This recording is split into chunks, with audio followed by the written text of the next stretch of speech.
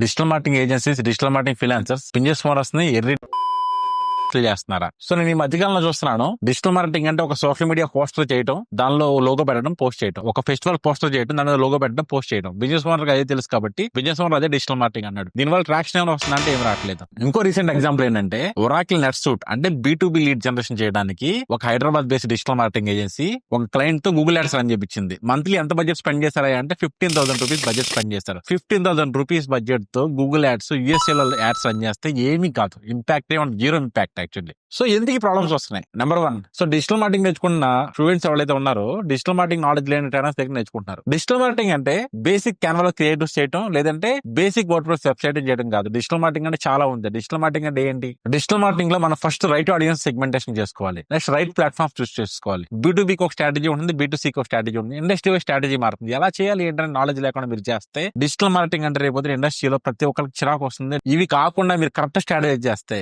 ఏ client మిమ్మల్ని వదిలిపోరు. ఎందుకు చెప్తున్నా అంటే ఫ్రెండ్స్, సో నేను డిజిటల్ మార్కెటింగ్ ఇండస్ట్రీలో 15 years నుంచి ఉన్నా కదా, యావరేజ్ క్లయింట్స్ 4 to 5 years మాతో పాటు స్పెండ్ చేస్తారు. ఎందుకు స్పెండ్ చేస్తారంటే వాళ్ళకి రైట్ వాల్యూ యాడ్ చేస్తే కస్టమర్ మేము వెళ్ళిపోరు.